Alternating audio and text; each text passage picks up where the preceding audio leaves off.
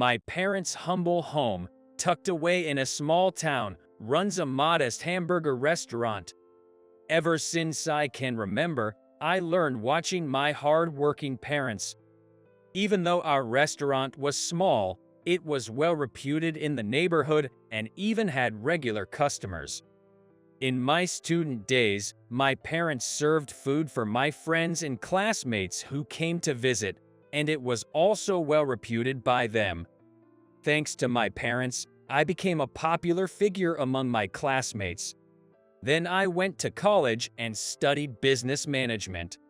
My career choice ended up being to take over my parents' restaurant.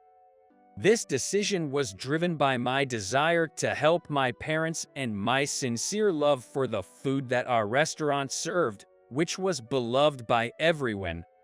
Using what I learned in college, I helped run my parents' restaurant in hopes of making things easier for my parents. About 10 years after taking over the family business, an opportunity came for a reunion with my old friends. On the day of the reunion, I decided to leave the restaurant to my parents and participate in it. Hey, Tom, it's been a while. Kyle, how have you been? You're the organizer today, aren't you? Thanks a lot. Kyle, who I was particularly close to, took the initiative to organize the reunion. Thanks to him, I was able to reunite with old faces, and there were many stories to catch up on. Though my friends were getting older, they still had old familiar look. At that moment, whoa, sorry I'm late. A woman in flashy clothes came in late. I was wondering who she was when Kyle called out her name in surprise. Hey, Rachel, over here. Rachel. Reach back into my memories with that name. I recalled a girl with the same name who was the class president with black hair. Wait, Rachel, that class president Rachel. The change in her was so drastic that I couldn't help but ask Kyle. As soon as she sat down, she started complaining about the restaurant. Couldn't you have booked a bigger place for this reunion? Kyle apologized while scratching his head in embarrassment. My old impression of Rachel was of a slightly clumsy but justice-minded, sincere, and kind girl, fitting for a class president. I had never imagined she could be so high-handed. There's not even decent alcohol here. If I knew it would be like this, I should have chosen the place. Honestly, I wasn't pleased with her attitude. Organizing a reunion is no easy task, and thanks to his efforts, we had the opportunity to reconnect with old friends. I felt Rachel's remarks were trampling on Kyle's goodwill. Just then, when it was time to change seats, she came next to me. Long time no see, Tom. You haven't changed at all. Yeah, you've changed a bit, Rachel. Even though I had issues with her, I decided not to ruin the reunion atmosphere, especially since Kyle didn't seem upset. Besides, Rachel seemed happy to catch up, so I thought I should enjoy the reunion and went along with her conversation. According to her, her parents had divorced and her mother remarried a famous company's president. Now, she is living the high life as the president's daughter. She proudly started talking about the greatness of her company. It made sense because her company is one of the biggest meat distributors, famous enough to frequently run TV commercials. Wait, you're the daughter of that company? I was surprised. This is because the new contract company for the ingredients used in our restaurant was exactly her father's company. Even though we were in a small hamburger restaurant, I had seen how much work my parents put into sourcing and preparing the ingredients. To improve the sourcing process, I decided to use the knowledge I gained from college and form a business partnership with a company. The company I ended up with was her company, and as a big corporation, they offered a service of delivering various types of meat and processed goods according to our needs. If this could be systematized, It would lead to cost reductions in the long term and reduce the workload of my parents. So when I heard Rachel's story, I was so happy about the coincidence that I ended up sharing mine. But upon hearing this, her expression quickly turned sour, and her attitude completely changed. What, Tom? You took over that dingy hamburger restaurant. Huh? I cannot believe that we were partnering with such a small restaurant. It will make our company stocks fall. We need to terminate the contract immediately. With that, I couldn't stand it anymore. Who do you think you are? The once joyous reunion fell silent at my outburst. Hey, Tom, what's going on? Are you drunk too much? Calm down, man. Kyle, I'm sorry, but I can't drink with someone who disrespects another person's family business. I'm leaving. Tom. I apologize for ruining the reunion's atmosphere. And so, I left the venue without a glance at Rachel. Although it was supposed to be a joyful reunion, I ended up feeling quite sour. And the next day, the incident happened. A sales rep from Rachel's company came to my house. They mentioned that the current contract situation was tough and that they wished to take it back to the drawing board. I may have gone too far, but did she have to go this far? I think she mishandles private and public matters too much. I couldn't hide my shock and the anger that was accompanying it. Maybe because they couldn't ignore my dejection, they introduced another company as an alternative. Normally, they wouldn't make referrals to other businesses. The situation must have been quite pitiful. The company that was introduced was a foreign meat wholesaler, smaller in scale than Rachel's company, but well known in the industry. When I contacted this company, they already knew about the situation and we were able to make a contract easily. Anyway, the original aim was to reduce my parents' prep work and improve efficiency was achieved. After a while, when I was helping out at the family business, some shocking news came on the small TV in the shop. It was news about the meat scandal at Rachel's company. Misrepresenting the producing area is quite common in this industry, but the fact that a big, well-known company was involved was shocking to consumers.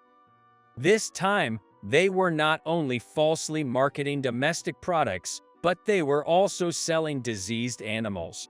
It wouldn't be an exaggeration to say the company's reputation has fallen. Moreover, the incident had an effect on the restaurants that sold the company's meat. I felt genuinely relieved that I had terminated the contract with her company.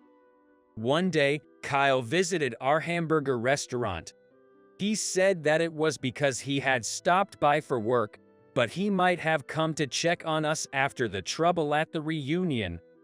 He enjoyed our hamburger, and he complimented my parents, saying it was as delicious as always. After the restaurant was over, Kyle and I had some drinks. The topic naturally turned to Rachel's company. I remembered Rachel's arrogant behavior. Maybe it was the alcohol, but I was rather foul-mouthed. It's karma serves her right. Then Kyle looked at me with a serious expression and said, You didn't know, did you? Rachel was the one who blew the whistle. Because of that, she and her mom were kicked out of the house by the president. Apparently, Rachel is living in a small apartment and scraping by. I was shocked. Of course, if I said I didn't want someone who caused me misfortune to suffer, it would be a lie. But hearing that a classmate was struggling, I didn't know where to direct my anger. I didn't realize it that day, but I felt something was wrong. Rachel reported the wrongdoing, meaning she knew about the corruption within the company. But at the reunion, she boasted about her company and acted arrogantly. I just couldn't believe it was the same person who blew the whistle. One day, while still carrying that discomfort, the foreign sales rep I contracted visited me. We chatted, and of course, the conversation turned to that news. But did Rachel know that her company was committing fraud? The sales rep asked. I didn't understand what he meant and asked him to clarify. Because it was none other than her who introduced your hamburger restaurant to us, right? I was very upset. What does that mean? She has mocked my restaurant again and again, and even said that if we signed a contract, her company's stock would fall. But behind the scenes, she was recommending businesses to sign contracts for me. I could not make heads or tails of her actions. The feeling of discomfort turned into doubts in me, driven by an unshakable curiosity about her true intentions. I decided to meet with her with Kyle's help. When I arrived at the location Kyle had examined, I found Rachel in a very different look than when I met her at the reunion. She seemed awkward. No wonder.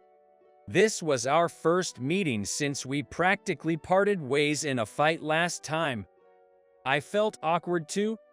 Anyway, I apologized for my previous rudeness, and we moved to a place where we could talk privately.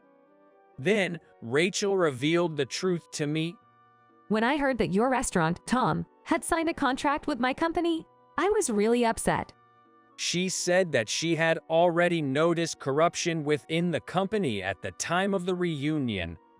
Moreover, the restaurant that signed the contract might suffer immense damage from rumors even if they are a victim, if it was found to provide such ingredients, especially for a small hamburger restaurant. She thought, I can't let an old friend's restaurant take such a risk. Thinking so, Rachel became the villain herself and acted the way she did to leave no lingering attachment to her company's contract. She said she introduced a smaller but clean and safe meat company. That was the truth. Even though I didn't mean it, I'm really sorry that I made a condescending remark about your restaurant, Tom. She acted as the villain herself and protected my restaurant. Upon understanding her feelings, I no longer had any resentment towards her. Although I now know the truth, new questions arose. Why would you go to such lengths for me? When I asked this, Rachel began to speak, a little embarrassed but seemingly resigned. Remember, I used to be a class president back in the day. I was always advocating the right thing and was disliked by my classmates. At one point, I became afraid of being disliked and couldn't even say what I thought was right.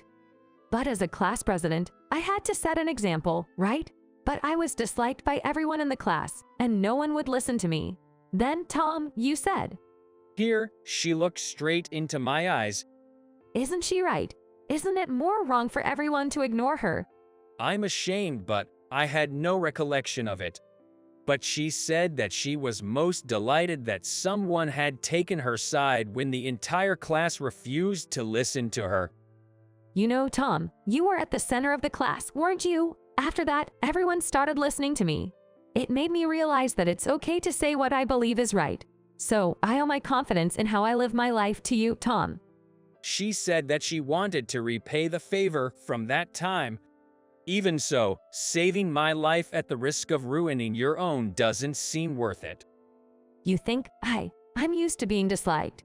I remembered our conversation at the reunion. Long time no see, Tom. You haven't changed at all. Yeah, you've changed a bit, Rachel. I finally realized, no matter how much her appearance had changed, she was still the same as before. She was still the strong-willed, earnest, kind, and indeed, a clumsy girl as she had always been. And now, Rachel works in my hamburger restaurant. With her knowledge, my restaurant is thriving, expanding into online business as well. Of course, I've also succeeded in easing the burden on my parents by streamlining operations. I feel like Rachel and I can overcome any difficulties. Well, my recent worry is the increasing pressure from my parents asking, "Aren't you getting married yet?"